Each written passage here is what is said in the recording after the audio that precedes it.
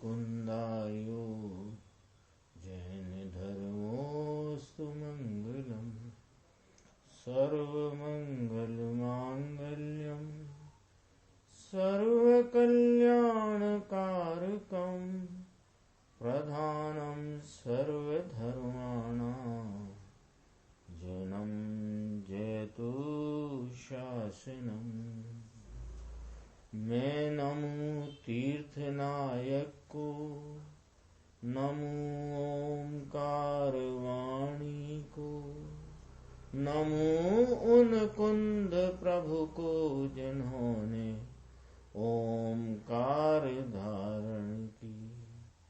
अहो उपकार जिनवर का, कुंद का दिव्य वाणी का, जिन कुंद ध्वनि दाता उनका हान स्वामी का।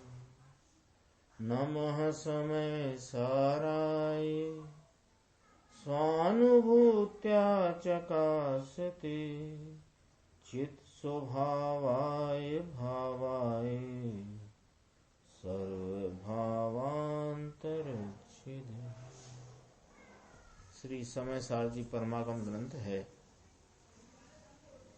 इसके परिशिष्ट में जो आचार्य अमृतचंद्र भगवान ने 47 शक्तियों की चर्चा की है, उसमें अपनी 42वें नंबर की शक्ति, उसकी चर्चा कल प्रारंभ हुई थी, कर्तृत्व शक्ति।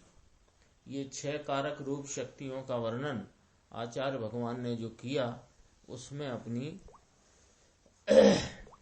कर्तृत्व शक्ति की चर्चा प्रारंभ की थी 42वें नंबर की।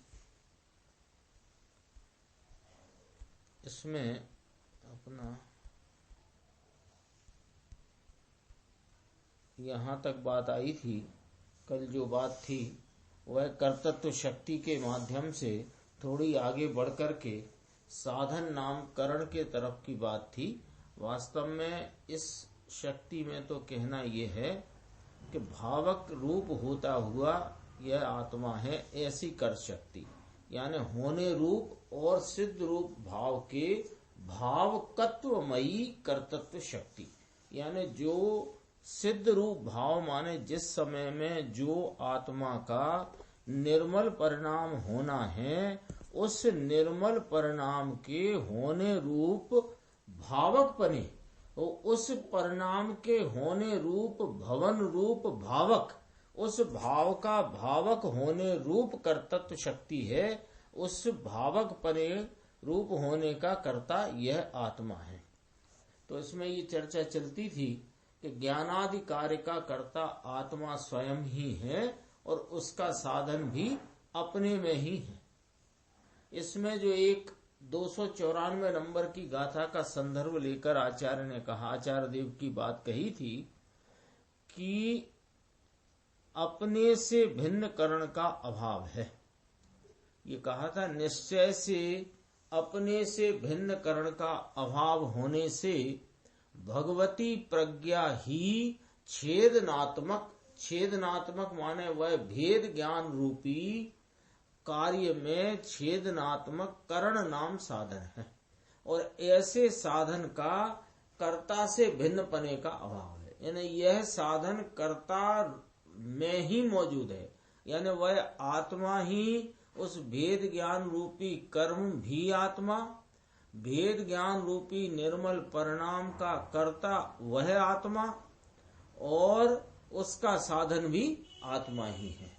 ये चर्चा यद्यपि की 43वें नंबर की शक्ति में चलेगी, अभी अपनी बात यहाँ चलती है। पेज नंबर है 427, नीचे से दूसरा पैराग्राफ कि अरे जीव अपने साधन की गहरी जांच अपने में ही कर। कोई भी कार्य हमें करना हो तो हम उसके साधन की जांच करते हैं। जांच करते हैं यानी यह कार्य किस साधन से होगा ऐसा निर्णय करते हैं, विचार करते हैं। तो यह भेद ज्ञान रूपी अपूर्व कार्य, अतीन्द्रिय आनंद स्वरूप जो कार्य, मोक्ष रूपी साध्य का साधन रूप जो कार्य, उसका साधन अपने में ही शोधो, अपने में ही साधन को शोधो। जो बाह्य में साधन को शोधते हैं वे साधन की गहरी जांच करने वाले नहीं, किंतु उथले ज्ञान वाले, बाह्य दृष्टि वाले हैं। तो कहा जो आत्मा के ज्ञान के साधन की यथार्थ मीमांसा करें, यानी गहरी जांच करें, यानी अंतर में उतर करके उस साधन की खोज करें, तो उन्हें तो अपनी पवित्र प्रज्ञा ही अपना साधन भासित होती है। इसके अतिरिक्त राग या परद्रव्य उन्हें अपने साधन रूप से भासित ही नहीं होते। साधन संबंधी विशेष स्पष्टीकरण अब 43वीं शक्ति में आएगा। इस समय कर्तृत्व शक्ति का वर्णन चल रहा है। देखिए कि आत्मा की ऐसी कर्तृत्व शक्ति है कि अपने ज्ञानादि कार्य का कर्ता स्वयं ही होता है। क्या भगवान की दिव्य ध्वनि इस आत्मा के ज्ञान की कर्ता है? प्रश्नवाचक। क्योंकि अपने को लगे कि जब भगवान की देशना मिले तो यह अनादि मिथ्या दृष्टि जो राग से एकत्व मानता आया है, वह राग से भेद ज्ञान करके अपने त्रिकाली निजानंद स्वरूप से एकत्व करे। तो एकत्व तब ही तो करेगा जब इसको देशना मिलेगी। तो क्या इस भेद ज्ञान रूपी कार्य की कर्ता भगवान की दिव्य ध्वनि है? ऐसा विचार कराते हैं कि नहीं, केवली श्रुत केवली के निकट ही छायक सम्यक्त होता है, ऐसा जो नियम आगम में कहा, तो क्या केवली श्रुत केवली इस आत्मा के छायक सम्यक्त के कर्ता हैं? विचार कराते हैं। तो उत्तर आता है कि नहीं, उस रूप होकर, यानी छायक सम्यक्त रूप परिणमित होकर उसके कर्ता रूप, उसके कर्ता होने रूप कर्तृत्व शक्ति आत्मा की ही है, उसे किसी अन्य की अपेक्षा नहीं है। क्योंकि वस्तु की शक्तियां दूसरे की अपेक्षा नहीं रखती। वे वस्तु की स्वयं की शक्ति है, वह किसी पर की अपेक्षा रखे या पर की अपेक्षा हो, ऐसी कोई शक्ति और ऐसा कोई शक्तिवान का स्वरूप नहीं है। जैसे वस्तु की शक्तियां पर की अपेक्षा बिना निरपेक्ष रूप से वस्तु में बस रही हैं, ऐसे ही कर्तृत्व शक्ति यानी अपने निर्मल कार्य के भावकत्व रूप होने की आत्मा की कर्तृत्व शक्ति आत्मा में सब पर से अपेक्षा रहित परिपूर्ण निरपेक्ष रीति से रह रही है, बस रही है, त्रिकाल विद्यमान है। तो फिर भेद ज्ञान रूपी निर्मल कार्य का, अतीन्द्रिय आनंद शांति वीतरागता के कार्य का कर्ता केवली भगवान हो, अथवा उनकी दिव्य ध्वनि हो, अथवा कि कोई आचार्य महाराज हो, अथवा कि कोई ज्ञानी की देशना हो, कहते हैं ऐसा है नहीं। इसमें आत्मा में ऐसे निर्मल कार्य के कर्तृत्व रूपता की शक्ति यानी निर्मल कार्य के भावक पने होकर के परिणमित हो जाने की शक्ति इसमें स्वयं से निरपेक्ष रूप से त्रिकाल विद्यमान है। ये कर्तृत्व शक्ति की बात है। तो अब उसके सामने क्या हुआ? जब आत्मा में ऐसी शक्ति है तो सामने क्या बात रही कि शरीर आदि जड़ में ऐसी शक्ति नहीं है कि वे आत्मा के कार्य के कर्ता हों। राग में भी ऐसी शक्ति नहीं है कि वह आत्मा के सम्यक दर्शन आदि कार्यों का कर्ता हो। आत्मा के स्वभाव में ही ऐसी शक्ति है कि वह अपने सम्यक दर्शनादि कार्य का कर्ता होता है। ऐसी शक्ति वाले आत्मा को जो भजे उसे सम्यक दर्शनादि कार्य हुए बिना नहीं रहता। देखो, इस शक्ति के स्वरूप की विवक्षा निरूपण करते हुए यह बात भली भांति स्पष्ट की गई है कि आत्मा में अपने निर्मल परिणाम, भेद ज्ञान, शांति, वीतरागता, अतीन्द्रिय आनंद के परिणाम को उपजाने की, यानी उस परिणाम की उत्पत्ति में उस रूप भावक पने होकर उसका कर्ता होने की शक्ति आत्मा में ही विद्यमान है। तो सामने क्या अर्थ निकल के आया कि शरीर आदि जड़ पदार्थ में ऐसी शक्ति नहीं, जगत के किसी अन्य चेतन अचेतन पदार्थ निमित्त में कोई ऐसी शक्ति नहीं कि वे आत्मा के कार्य के कर्ता हों। एक बात। दूसरी बात, उनके प्रति वलन के काल में उपजने वाला जो कोई भी मंद कषाय रूपी, तीव्र कषाय रूपी, तीव्र की तो कोई बात करे नहीं, पर मंद कषाय रूपी राग में भी ऐसी शक्ति नहीं है कि वह आत्मा के सम्यक दर्शनादि निर्मल पवित्र कार्यों का करता हो। तो फिर किसमें शक्ति निर्धारित हुई कि आत्मा में ही ऐसी शक्ति है कि वह अपने सम्यक दर्शनादि कार्य का कर्ता होता है। तो अब इसका अर्थ क्या निकला कि ऐसी शक्ति वाले आत्मा को जो भजे, उसमें जो ढले, उसमें लक्ष्य करे, उसमें एकाग्र होएगा, तो उसमें उसे सम्यक दर्शनादि कार्य हुए बिना रहते नहीं है। तो यहाँ क्या बात निकल के आई, ऐसे कर्तत्व शक्ति स्वरूप अनंत शक्तियों का पुंज भगवान आत्मा अभेद वस्तु, इसको जो भजेगा, इसमें जो एकाग्रता करेगा, उसको यह निर्मल कार्य, मोक्ष मार्ग रूपी निर्मल कार्य और मोक्ष रूपी साध्य की प्राप्ति होगी। ये आया ना। अब इसमें एक गुरुदेव ने बहुत अच्छी चर्चा लेकर उदाहरण भी दिया है, अपन आगे देखते हैं। लोग पूछते हैं ना, हम किसे भजें, क्या करें, किसका ध्यान करें, आते नहीं, पूछते किसका ध्यान करें साहेब हम, तो कहते हैं कि शक्तिमान को भजो। वास्तव में शक्तिमान कौन है उसका स्वरूप जानना चाहिए। शक्तिमान कौन है उसका स्वरूप लोग जानते नहीं। कहते हैं सच्चा शक्तिमान अपना आत्मा ही है, इसलिए उसी का भजन, भजन यानी उसी की श्रद्धा, उसका ही ज्ञान संचेतन और उसमें लीनता एकाग्रता करना योग्य है।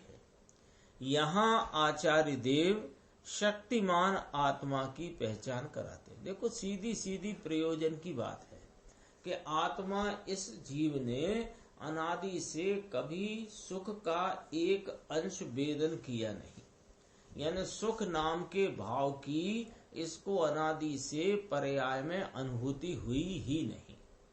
और जो मोक्ष मार्ग है वह प्रकट ही सुख के साथ होता है, और मोक्ष मार्ग में प्रवर्तन भी सुख रूप है, और उस मोक्ष मार्ग की पूर्णता पर जो फल रूप मोक्ष है वो अनंत सुख स्वरूप है।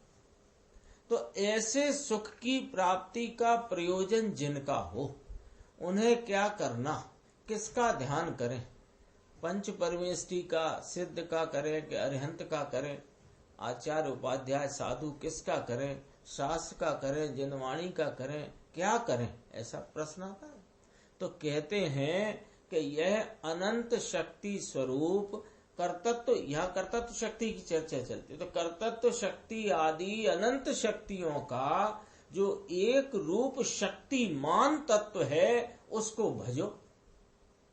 तो भजना माने क्या और शक्तिमान कौन, अब ये दो चर्चा अपने को इसमें से आती है। भजना माने क्या कि उसी की श्रद्धा, उसी का संचेतन और उसी की लीनता, उसी की एकाग्रता, इसका नाम है भजन या भजना। और कौन का भजन करें कि शक्तिमान आत्मा का। तो शक्तिमान आत्मा कौन है उसकी पहचान कैसे होती है वो चर्चा अब यहाँ देखते हैं। यहाँ आचार्य देव शक्तिमान आत्मा की पहचान कराते हैं। कहते हैं कि आत्म शक्ति को जाने बिना दूसरों को नाम कुदेव देवी शक्ति मलिन माता आदि को शक्तिमान मानकर भजता रहे तो उनके पास से कुछ मिल नहीं सकता। यह अज्ञानी मूढ़ अनादिकाल से अनंत अनंत भवों में अनंत अनंत प्रकार के बाह्य निमित्तों के संयोग में इस प्रकार की विपरीत मान्यता में चला आया कि यह शक्तिमान है, ये शक्तिमान है, वो जो वहाँ विराजते हैं कुंडलपुर में वे शक्तिमान हैं, अथवा पावापुर में विराजते हैं वे शक्तिमान हैं, अथवा के वहाँ वैष्णो देवी विराजते हैं वे शक्तिमान है। सब एक लाइन की बातें हैं। तेरे को शक्तिमान बताने वाले वे महाप्रभु वीतराग उन्होंने बताया तो है, लेकिन वे तेरी शक्ति के स्वरूप नहीं है। तेरी शक्ति का अंश भी उनमें से प्रकट होता नहीं है। क्यों?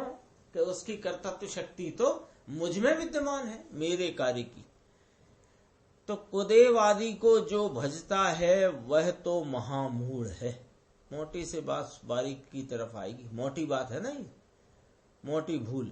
वह तो महामूढ़ है। अरे मूढ़, तेरी शक्ति पर में नहीं है कि वह तुझे कुछ दे दे। अब कहते हैं, यहाँ तो कहते हैं कि आत्मा को जाने बिना मात्र राग रूपता से पंच परमेष्टि को भजता रहे कि जो वीतरागी है, हितोपदेशी हैं, सर्वज्ञ हैं, वे ही मेरे गुरु हैं। उनके अतिरिक्त मैं किसी को देव मानता नहीं। उनके मार्ग पे चलने वाले गुरुओं के अतिरिक्त मैं किसी को गुरु मानता नहीं।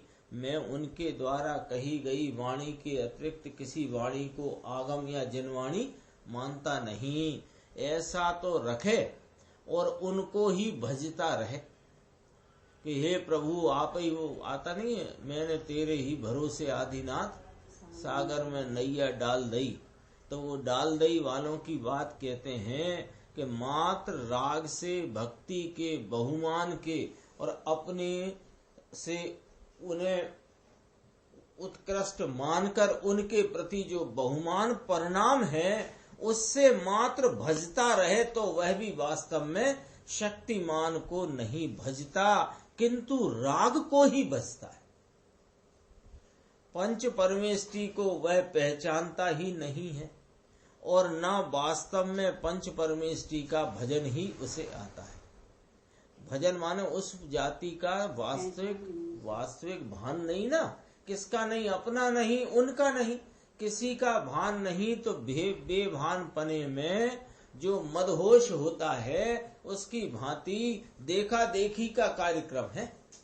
इसमें तो वास्तव में उसे पंच परमेष्टि का भजन भी आता नहीं, कुल परंपरा से। यदि पंच परमेष्टि की शक्ति को जानकर उनका भजन करे तो उन्हीं जैसे अपने आत्मा की शक्ति को जानकर उस शक्तिवान निज शक्तिमान की ओर उन्मुख हुए बिना न रहेगा। गाथा 80 का भाव है। पंच परमेष्टि कहो कि एक वहां अरिहंत कहा, एक ही बात है।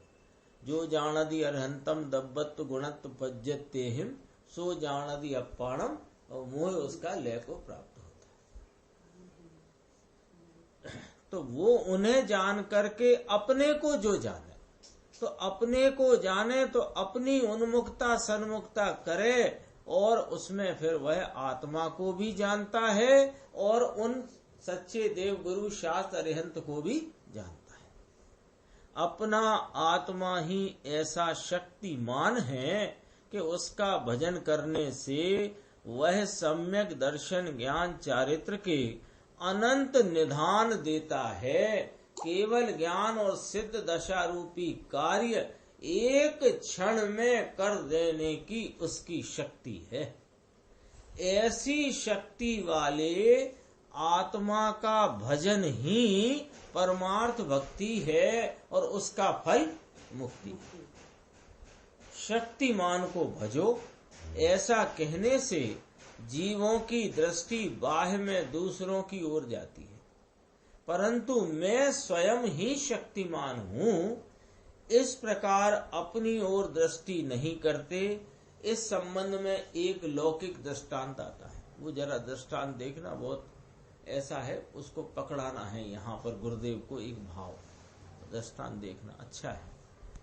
एक लौकिक ये दृष्टांत आता है, वह इस प्रकार है कि एक बार एक मनुष्य ने साधु के पास जाकर पूछा कि हे स्वामी, मुझसे अधिक तो नहीं हो सकता कुछ काम, मेरे से अधिक कोई तपस्या वपस्या या कुछ भी अधिक कार्य नहीं हो सकता, आप मुझे इसलिए कोई ऐसा सरल उपाय बताइए जिससे मेरी मुक्ति हो जाए।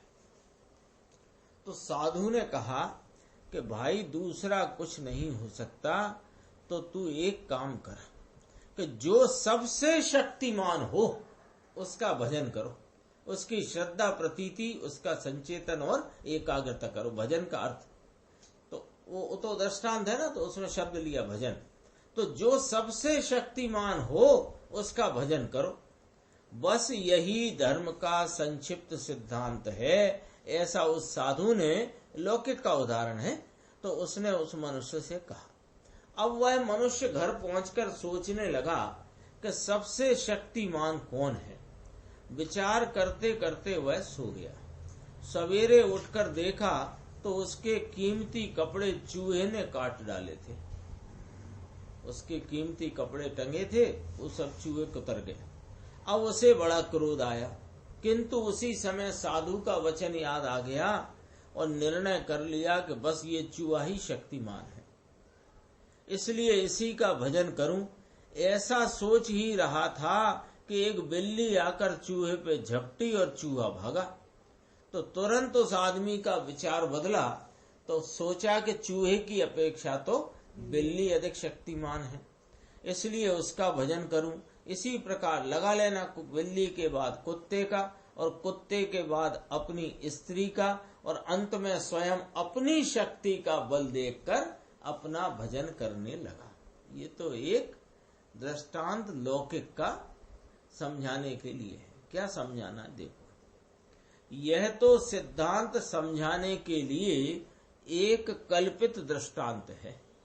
जिस प्रकार वह मूर्ख कुत्ते बिल्ली का भी भजन करने लगा, क्यों?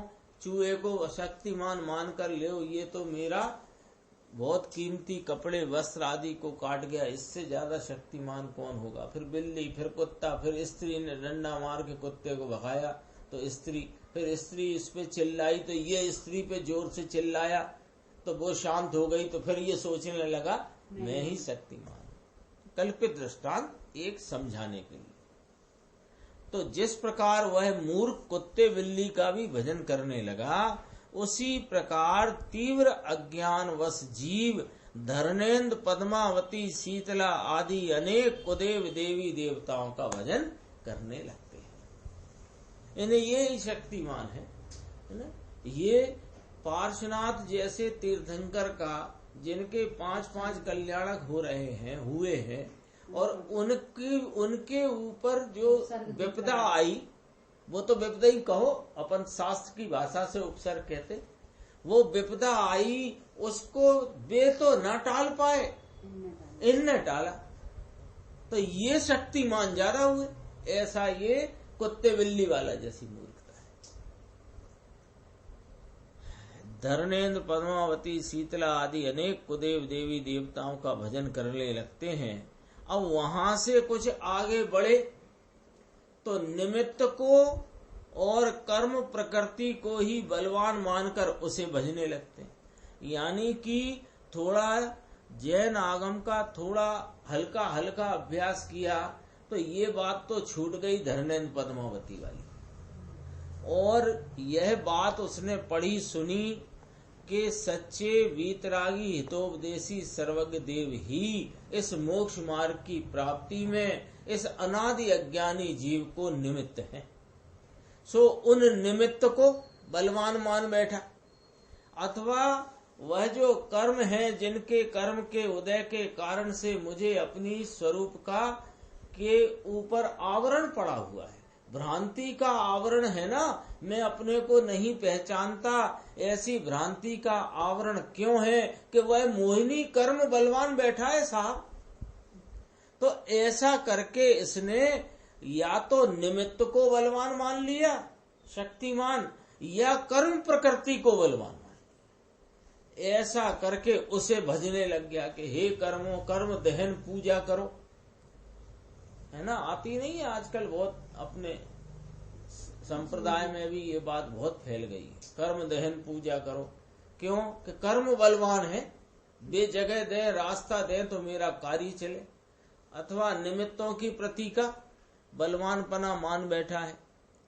कदाचित इससे भी कुछ आगे बढ़े कि निमित्त से कुछ नहीं होता, कर्म भी वे उनका हटना उपशम होना, क्षय उपशम होना भी निमित्त रूप है वस्तु, वह कार्य, तो उससे कुछ होता नहीं। आगे बढ़ा तो अंतर के शुभ राग से लाभ मानकर उसके भजन में अटक गया। अंतर का शुभ राग माने कि प्रशस्त निमित्तों के आश्रय में बरतते हुए जो पराश्रय रूपी उपयोग है, उस समय उनके प्रति भक्ति का, दया का, दान का, व्रत का आदि का जो कषाय की मंदता रूपी शुभ राग परिणति में है, इससे मुझे प्राप्ति होगी, ऐसा मान करके वो शुभ राग को भजने लगा। भजने लगा माने वह शुभ राग मुझे लाभ रूप है, ऐसी विपरीत श्रद्धा का सेवन करता हुआ उस राग में ही रुक गया, उसी में लीन हो गया, उसी में अटक गया। अब किंतु जब श्री गुरु के निकट जाकर पूछते हैं कि प्रभु अभी तक मैंने अनेक देवी देवताओं का भजन किया, निमित्तों को माना, सद निमित्तों को, बद निमित्तों को माना और पूजा भक्ति कर करके शुभ राग की भी उपासना करी, तथापि मेरी मुक्ति क्यों न हुई। मैंने सब तो किया है ना, वो आता नहीं है, यम नियम संयम आप कियो, पुण्य त्याग अथाग वैराग लहो। फिर वो सब मैंने किया, तो सब मैंने किया। मैंने तो शुभ राग की भी बहुत उपासना करी, शुभ राग को भी पाला पोसा, लेकिन फिर भी मेरी मुक्ति क्यों ना हुई। तब श्री गुरु कहते हैं कि भाई सुनो, अभी तक तुमने जिन जिन का भजन किया है उनमें किसी में भी ऐसी शक्ति नहीं है कि तुझे मुक्ति दे सके। तो महाराज जो स्वयं मुक्त अवस्था में विराजते हैं वे भी नहीं कि ना, वे भी नहीं, और जो मुक्ति के मार्ग पर मुनिराज चल रहे हैं वे भी नहीं कि वे भी नहीं, और जो मुक्ति के मार्ग का प्रकाशन करने वाली स्यादवाद रूप जिनवाणी है उससे के उससे भी नहीं। तो जब इनसे नहीं तो वे दूर के कुदेव कुगुरु कुशास की तो बात ही क्या करना। जब उनसे नहीं, कौन से नहीं, मुक्त स्वरूप अवस्था में विराजते अरिहंत सिद्ध भगवान, मुक्ति मार्ग पर चलते आचार्य उपाध्याय साधु, और मुक्ति मार्ग के जघन्य यात्री सफर करने वाले ज्ञानी धर्मात्मा, ये सब भी तुझे मुक्ति नहीं दे सकते। ये कह सकते हैं कि हमने इस मार्ग पर चलकर मुक्ति प्राप्त करी है, लेकिन तेरी मुक्ति तुझे दे दे, तू लाख अपनी चमड़ी उतार करके भी उनके सेवा में अर्पण कर दे। एक ये तो बात बताना न, कुछ भी कर दे तू, लेकिन वे तेरे को मुक्ति नहीं दे सकते, तो क्योंकि कोई किसी को कुछ दे नहीं सकता। लेकिन वे इतना बताते हैं, इसलिए वे निमित्त कहलाते हैं। बताते हैं इस मार्ग पर चलकर हम आए हैं, इस मार्ग पर तुम भी चल। यही तो उनकी करुणा है। बस ये उनकी करुणा है, और अपन समझ गए तो करुणा है। तो बताने वाले की भी करुणा है, अपना ले तो मान करुणा है। अपना ले तो अपने को उनकी करुणा के अपन भाजन हुए, उसकी उनको कृतज्ञता हुई, अपने को अपन को वह बात मिल गई। कहते हैं कि उनमें किसी में ऐसी शक्ति नहीं है कि तुझे मुक्ति दे सके। अरे मुक्ति जो दे सके ऐसी शक्ति तो तेरे आत्मा में ही है, इसलिए उस शक्तिमान का भजन कर। तो कैसे करना कि पहचान कर, बिना पहचाने कैसे करेगा। यह मैं शक्तिवान हूँ, इसका भजन करे कि मैं शक्तिवान हूँ, शक्तिमान हूँ। तो ये पहचान तो सही शक्तियों का क्या स्वरूप और शक्तिमान का क्या स्वरूप। तो उन्हें पहचान कर उसका भजन कर तो अवश्य मुक्ति होगी। शक्तिमान को भूलकर अन्य का भजन करेगा तो तुझे मुक्ति कहाँ से हो सकती है। इसलिए शक्तिमान को भजो। तेरे आत्मा में ही ऐसी अचिंत शक्ति है कि वह तेरी मुक्ति का साधन होए। जगत के छयों द्रव्य में जीव द्रव्य महान है। अब ये देखो, ये अपनी महिमा नहीं आती ना, अपने को अपना जो सर्वोत्कृष्ट स्वरूप है उसकी महिमा नहीं आती। तो आचार्य भगवान ज्ञानी जीव गुरुदेव श्री अपने को उसकी महिमा कराते हैं। जरा उनके साथ चलो और देखो क्या कहते हैं कि जगत में कितने द्रव्य हैं कि 6 द्रव्य हैं। 6 द्रव्य में जीव द्रव्य महान है। जीवों में भी पंच परमेष्टि महान है। पंच परमेष्टि में भी सिद्ध महान है, इसलिए उन्हें भजो। आया ना, जीव द्रव्य ही महान है 6 द्रव्य। क्यों कि यही एक जीव द्रव्य ऐसा है जो स्वयं जानता है, अन्य तो कोई जान पने से खाली है। तो ये जो जानन हारा जीव द्रव्य, इनमें सबसे श्रेष्ठ कौन कि 5 परमेष्टि। और 5 परमेष्टि में सबसे महान कौन कि सिद्ध परमात्मा। तो उन्हें भजो।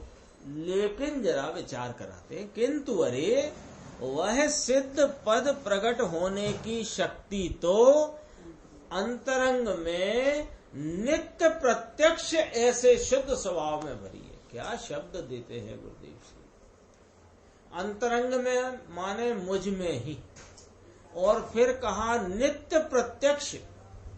नित्य प्रत्यक्ष का क्या अर्थ हुआ? सदा प्रत्यक्ष, प्रति अक्ष। प्रत्यक्ष शब्द है ना, वो 2 शब्द मिला के बना है। प्रति अक्ष, अक्ष माने होता है देखना। तो जो देखने के लिए प्रति माने देखने के प्रति नित्य है, सदैव है। सदैव ही जो देखन जानन स्वरूप से दिखने में आने वाला है, ऐसा नित्य प्रत्यक्ष ऐसे शुद्ध आत्म स्वभाव में भरी हुई है। इसलिए अपने शुद्ध आत्म स्वभाव का ही भजन करो। ऐसा संतों का उपदेश है। श्री प्रवचन सार की टीका में श्री जयसेन आचार्य कहते हैं कि पंचास्तिकाय में जीवास्तिकाय उपादेय, उसमें भी सिद्ध उपादेय है। और वस्तुता माने परमार्थता, यानी कि वास्तव में रागादि रहित अंतर्मुख होकर सिद्ध जीवों के सदरस परिणमित स्वकीय आत्मा ही उपादेय होने रूप। अब कर्तृत्व शक्ति का परिणमन वो बात करते देखो। होने रूप ऐसा जो सिद्ध रूप भाव, होने रूप माने वो वर्तमान में प्रगटता व्यक्तता से होने रूप सिद्ध रूप। क्यों कि वो कर्म नियमित है, निश्चित है। ऐसा जो सिद्ध रूप निश्चित भाव, यहाँ कौन सा लिया? निर्मल पर्याय रूप भाव। वह कार्य है, क्योंकि आत्मा का कार्य मलिन को गिनते नहीं। पर द्रव्य के कार्य को तो आत्मा का गिनने की कोई बात ही नहीं। और आत्मा की पर्याय में होता राग आदि विकार वह स्वभाव से नहीं उपजा है, इसलिए आत्मा का कार्य नहीं। जो स्वभाव से स्वभाव रूपता वाला भाव उपजा, यानी कि अपना निर्मल ज्ञान आनंद अतीन्द्रिय, वो निर्मल पर्याय रूप भाव वह कार्य है। तो उस कार्य का कर्ता कौन है कि आत्मा स्वयं भावक होकर उसे करता है। इसलिए आत्मा स्वयं ही करता है। अपनी श्रद्धा शक्ति द्वारा सम्यक दर्शनादि कार्य का कर्ता आत्मा स्वयं ही होता है। स्पष्ट करते हैं, ध्यान देना यहाँ क्या कहते हैं कि देखो कार्य का कर्ता कौन है? आत्मा। कैसे? कि उस भाव से स्वयं भावित होता है। तो भावकत्व पने रूप उसमें ऐसी शक्ति है, कर्ता शक्ति, कर्तत्व शक्ति। तो वह शक्ति से कार्य होता है सम्यक दर्शन का, या कि श्रद्धा गुण के कार्य को सम्यक दर्शन कहते हैं। अभी देखो, श्रद्धा गुण के कार्य को सम्यक दर्शन कहते हैं। तो श्रद्धा गुण स्वरूप आत्मा उसका करता है। तो कैसे है कि आत्मा में उस भाव के भावकत्व पने की शक्ति, कर्तत्व शक्ति विद्यमान है, और वह कर्तत्व शक्ति का रूप श्रद्धा शक्ति में विद्यमान है। तो श्रद्धा शक्ति कर्तत्व शक्ति के रूप के द्वारा श्रद्धान, सम्यक श्रद्धान रूपी निर्मल कार्य से परिणमित होता है। तो उसका कर्ता आत्मा स्वयं होता है। आत्मा स्वयं ही ज्ञान शक्ति द्वारा केवल ज्ञान का कर्ता होता है। आत्मा स्वयं ही चारित्र शक्ति द्वारा चारित्र का कर्ता होता है। इस प्रकार अपनी अनंत शक्ति के कार्य के कर्ता रूप आत्मा स्वयं ही होता है। ऐसी उसकी कर्तत्व शक्ति है। पर्याय में जो नया नया कार्य सिद्ध होता है, माने प्रकट होता है, उस कार्य रूप से परिणमित होकर आत्मा स्वयं करता होता है। यह कर्तापना आत्मा का स्वभाव है। जहाँ ऐसा कहा है कि कर्तापना आत्मा का स्वभाव नहीं है, कल भी अपन ने चर्चा की थी, आत्मा तो अकर्ता स्वरूपी है। वहाँ तेरा जो अनादि से पर के कर्तापने की और राग के कर्तापने की बुद्धि चली आई है, उस बुद्धि का निषेध करने, आत्मा को ज्ञाता बताने के लिए अकर्ता कहा। लेकिन आत्मा कुछ ही करता नहीं है, तो फिर द्रव्य कैसे हुआ? क्योंकि द्रव्य तो द्रवित होए वो द्रव्य, और द्रवित काय में होता है? कार्य में, परिणाम में, अवस्था में। अवस्था कार्य है, तो कार्य तो होए और कर्ता ना होए, ऐसा नहीं हो सकता।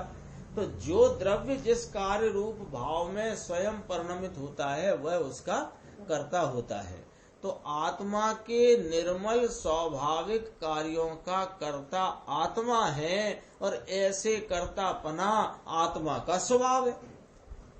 तो अन्य स्थान पे कहा कर्तापना आत्मा का स्वभाव नहीं है। वहाँ तो भैया विकार के तथा जड़ कर्म आदि पर द्रव्य के कर्तत्व की बात कह करके उसका निषेध करके आत्मा को ज्ञाता स्वरूप अकर्ता स्वरूप बताया है। लेकिन यहाँ तो निर्मल पर्याय रूप कार्य के कर्तत्व की बात है, और यह कर्तत्व तो आत्मा का त्रकाली स्वभाव है। अपन थोड़ा आगे चलते हैं, 10 लाइन छोड़ के नीचे देखें। आत्मा में तो अनंत शक्तियां हैं, इसलिए वह पर के कार्य कर सकता है, ऐसा अनेक मूढ़ जीव मानते हैं। यहाँ आचार्य देव उससे कहते हैं, अरे मूढ़, जगत के एक परमाणु अथवा के एक स्कंद को भी आत्मा करे, ऐसी कर्ता शक्ति उसमें नहीं है। हाँ, एक क्षण में समस्त विश्व को साक्षात जानने का कार्य करे, ऐसी कर्ता शक्ति आत्मा में है। आत्मा की शक्ति का कार्य भैया आत्मा में होगा या कि बाहर होगा? आत्मा की अनंत शक्तियां हैं, उन समस्त शक्तियों का कार्य आत्मा में ही होता है। एक भी शक्ति ऐसी नहीं है कि आत्मा से बाहर कोई कार्य करे। ऐसा कोई को शंका आशंका हो कि अनंत शक्ति स्वरूप है आत्मा, अनंत शक्ति स्वरूप है, तो पर का भी करे तब तो हम उसे शक्ति कह ना, शक्तिमान कह रहे हो तो कुछ तो करे, कुछ पर का करे तो हम शक्तिमान माने, उसकी शक्ति माने। क्योंकि हम तो लौकिक में यही जानते हैं ये बड़े शक्तिशाली हैं। कितने शक्तिशाली हैं कि ये लोहे की इतने 1 इंची मोटी रॉड को भी ऐसे मोड़ देते। तो ये वो रॉड मोड़ देते हैं, अग्नि को, वो ट्रक को धक्का दे देते हैं, आदि इत्यादि भाव को पकड़ करके हम कहते हैं ये शक्तिमान है। अरे ऐसी शक्ति, कोई शक्ति जगत में किसी में नहीं कि एक द्रव्य दूसरे द्रव्य का करे। प्रत्येक द्रव्य अपनी शक्तियों के वैभव से शोभित है और ऐसा ही यह शक्तिमान आत्मा है, अपनी ज्ञान दर्शन शक्ति का वैभव लेकर के बैठा हुआ समस्त विश्व को एक क्षण मात्र में साक्षात युगपत जान ले, ऐसी कर्ता शक्ति आत्मा में है। ये नीचे चलती थी, एक भी शक्ति ऐसी नहीं आत्मा से बाहर कोई कार्य करे। अहो मेरा आत्मा, मेरी समस्त शक्तियां और समस्त शक्तियों का कार्य, इन सब का मेरे अंतर में ही समावेश होता है, यानी वे उसमें ही समाई हुई है। ऐसी अंतर्दृष्टि करना सो अपूर्व कल्याण है।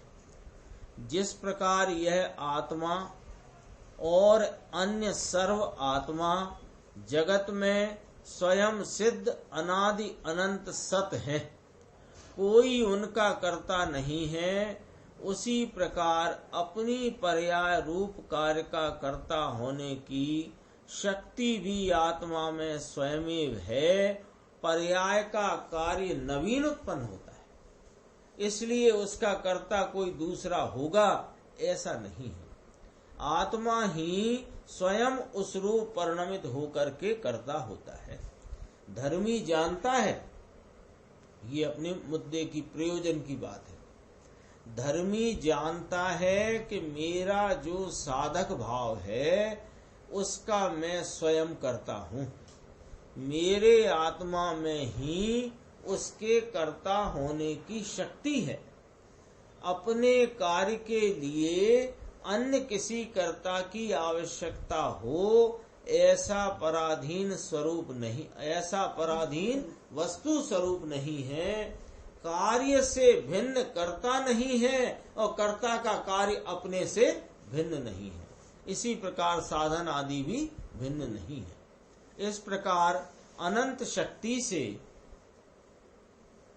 शक्ति से अभेद जो आत्म स्वभाव उसकी प्रतीति करके परिणमित होने पर सम्यक दर्शन से लेकर सिद्ध दशा तक के निर्मल कार्य सिद्ध हो जाते हैं। द्रव्य की एक कार्य शक्ति में उसके समस्त गुणों के कार्यों का कर्तृत्व समा जाता है। इसलिए कर्ता शक्ति को ढूंढने के लिए गुण भेद पर भी देखना नहीं रहता। ये क्या कहना चाहते हैं कि द्रव्य है ना, उसकी एक कार्य शक्ति है। कैसी कार्य शक्ति है कि उस भाव मात्र परिणमने की उसकी शक्ति है। आया था ना पहले भी आया, हाँ, भवन मात्रमयी कर्म शक्ति। तो कोई भी जो नवीन कार्य पर्याय में उपज रहा है, उस नवीन कार्य में जो व्यक्तता है, यहाँ तो निर्मल लेते हैं, तो जो निर्मल व्यक्तता है उस निर्मल व्यक्तता में ज्ञान दर्शन सुख चारित्र वीर स्वच्छता प्रभुता आदि अनंत गुणों की व्यक्तता एक परिणाम में व्यक्त है ना। तो वे एक उस कर्म शक्ति के कार्य रूपी जो भाव है उसमें पूरे समस्त गुणों के कार्यों का कर्मपना समा गया, और समस्त गुणों के कार्यों का कर्मपना समा गया तो समस्त गुणों के कार्यों के भावकत्व रूप कर्तापना भी समा गया।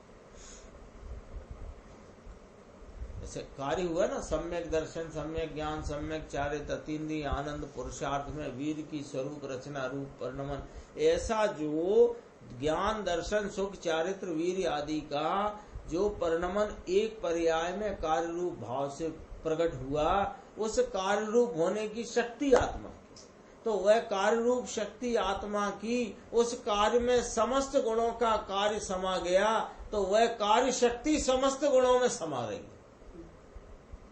ऐसे ही वो कार्य रूप से भावकत्व पने की कर्ता शक्ति आत्मा में है, तो आत्मा ही उस कार्य से परिणमित हुआ है, भावक होता हुआ है, तो कर्ता शक्ति भी सब गुणों में समा रही है। इसलिए उस कर्ता शक्ति स्वरूप आत्मा को गुण भेदों से देखने की जरूरत है, अभेद आत्मा को देखना, क्योंकि कर्ता शक्ति स्वरूप आत्मा को देखने के लिए कर्ता शक्ति के भेद को नहीं देखना। कर्ता शक्ति स्वरूप अभेद आत्मा है, क्योंकि एक गुण भेद को या गुण भेदों को देखने की जरूरत, एक गुण को या गुण भेदों को देखने की जरूरत नहीं, क्योंकि एक गुण से देखने से अभेद आत्मा का लक्ष्य नहीं जाता। और आत्मा भी शक्ति है, वो एक गुण की शक्ति नहीं है। बस ये पॉइंट है, लॉजिक ये है कि आत्मा की शक्ति है ना, तो आत्मा को देखने के लिए शक्ति स्वरूप अभेद को देख, ऐसा कहना चाहते हैं। किंतु अखंड द्रव्य पर देखना रहता है, अखंड आत्म द्रव्य के सन्मुख देखते ही उसको उसकी परिपूर्ण शक्तियां प्रतीति में आती हैं और वीतरागी श्रद्धा ज्ञान चारित्र प्रकट होते हैं। आगे चलते हैं अपन 432 पेज पे, इसमें और उसी बात को और दृढ़ता कराते हैं। देखो, आत्मा भावक होकर किसे भाएगा, अथवा आत्मा कर्ता होकर किसे करेगा, विचार करते हैं अपन। ये सारी चर्चा आ गई ना अपने सामने कि जड़ पदार्थों का, कर्म का, शरीर का आत्मा कुछ कर सकता नहीं, रागादि विकार आत्मा के स्वरूप रूप नहीं, इसलिए वह उनका कर्ता है नहीं।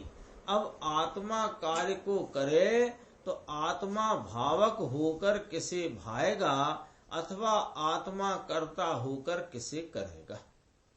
तो कहते हैं आत्मा भावक होकर यानी कर्ता होकर विकार को अपने कार्य रूप से भाए, ऐसा उसका स्वभाव नहीं है, किंतु आत्मा भावक होकर भाव रूप परिणमित होकर, भावक कहा ना, भावक माने ज्ञायक कहते हैं कि नहीं, ज्ञान करने वाला, तो ज्ञान करने वाला कैसे ज्ञान करता है, ज्ञान रूप अपने को भाता हुआ, उसके भावक रूप ज्ञायक रूप। तो ये भावक शब्द का प्रयोग इस प्रकार समझना चाहिए, आत्मा भावक होकर उस भाव रूप परिणमित होकर अपने स्वभाव में से प्राप्त होने वाले निर्मल भाव को ही भाए, ऐसा उसका स्वभाव है। यहाँ भाई का अर्थ है परिणम है। ऐसे स्वभाव की दृष्टि में धर्मात्मा निर्मल भाव रूप से परिणमित होकर उसी का कर्ता होता है। अहो, इस समय सार में आचार्य देव ने आत्म स्वभाव की अनंत गंभीर महिमा भरी है। इन शक्तियों में महान गंभीरता है। अंतर में उतर कर आत्मा के साथ मिलाकर समझे, उसे महिमा की खबर पड़ती है। क्या कहना चाहते हैं कि जो ऐसे आत्म स्वभाव की महिमा शास्त्र में सुन करके, शास्त्र में पढ़ करके करता है, उसे शास्त्र की महिमा की खबर तो पड़ जाती है, लेकिन आत्मा की महिमा की खबर नहीं पड़ती। शास्त्र की तो ऐसी महिमा आती है कि अहो कितने हितकारी बात कही, अहो मेरे शक्ति मेरे प्रताप की ऐसी बात कही, तो जिनवाणी की सास की महिमा तो कदाचित आ जाती है, वो भी वास्तविक तब आए जब उसमें कहे हुए वाच्य को ग्रहण करे। लेकिन अभी ऊपरा ऊपरी ही सही उसकी महिमा तो आ जाती है, लेकिन उसमें कही हुई शक्तियां और उनके निरूपण को अपने में अंतर होकर आत्मा के साथ मिलाकर समझे। आत्मा के साथ मिलाकर समझे यानी मेरी बात है तो मेरे में ऐसा भाव है, ऐसा यह मैं अंतरंग से इस स्वरूप हूं, ऐसा समझे तो महिमा आए। इसका एक उदाहरण अपन पहले भी चर्चा कर चुके। अखबारों में कभी कभी संडे वेडनेसडे ऐसे सेहत का आता है ना पत्र, वो सेहत की पत्रिका आती है, सेहत पत्रिका। तो उसमें कभी कोई ऐसी बीमारी के संबंध में लेख आया। अब वो लेख पढ़ता जाता है और उसमें उस बीमारी के लक्षण आदि का भी वर्णन आता है। तो लक्षण का वर्णन पढ़ते पढ़ते ये अपने शरीर में होने वाले लक्षणों से मिलाता जाता है, मिलाता। नियम है ऐसा, कोई हो जगत का कोई पाठक हो, जो कम समझदार पाठक हो वो कितना मिलाता है वो अलग बात है, पर मिलाता जरूर है। तो वह अपने शरीर में जो लक्षण हैं कि बहुत प्यास लगना और गर्मी में धूप में निकलते चेहरा लाल पड़ जाना और खड़े रहने पर पैरों में दर्द तेज हो जाना, जो जो लिखा है अच्छा ऐसा तो मुझे भी होता है, ऐसा तो मुझे नहीं होता है, ऐसा तो मुझे भी होता है, ऐसा तो मुझे नहीं होता है, ऐसा करके वो लेख पढ़ता है। और उस लेख को किसकी महिमा में पढ़ रहा है? अपने शरीर की निरोगता की प्राप्ति और निरोग शरीर है वो या है ऐसी महिमा। यहाँ जिनवाणी में इस शुद्धात्म तत्व की अनंत शक्ति स्वरूप आत्मा की जो चर्चा आती है उसे आत्मा के साथ मिलाकर समझे तो महिमा आए ना, मिलाना नहीं करता। हाँ, और बहुत शरीर को पूरा अपना माना है, शरीर को और शरीर के प्रति वर्तते राग आदि भावों को बहुत कोशिश करेगा ये तो इतनी करता है कि बात तो ठीक है, निश्चय से तो ऐसा ही है, लेकिन मैं तो व्यवहार हूं ना, मैं तो निश्चय हूं ही नहीं, यानी मैं तो हूं ही नहीं, व्यवहार तो है नहीं वाली चीज को कहते ना। अभी तो है ना व्यवहार। हाँ, अभी तो व्यवहार नहीं, व्यवहार कभी नहीं है। व्यवहार तो उसको कहते हैं जो है नहीं और फिर भी कहा जाए। ऐसी शक्तियों वाले आत्म स्वभाव को स्वीकार करने से साधक पर्याय तो हो ही जाती है, और जहाँ आत्म स्वभाव को स्वीकार किया वहाँ स्वभाव स्वयं साधक पर्याय का कर्ता होता है और विकार का कर्तृत्व नहीं रहता। साधक अपने अखंड आत्म स्वभाव को साथ ही साथ रखकर उसी में एकत्व रूप से परिणमन करता है, इसलिए उसे निर्मल पर्याय ही होती है। यह अंतर्दृष्टि का विषय है और ऐसी अंतर्दृष्टि से ही धर्म होता है। इसमें आगे थोड़ी चर्चा और शेष है, वो अपन अगली स्वाध्याय में लेंगे। निज निधि निज में बताई यह अनंत उपकार है, उसके लिए जिनवाणी माँ को वंदना शत बार है।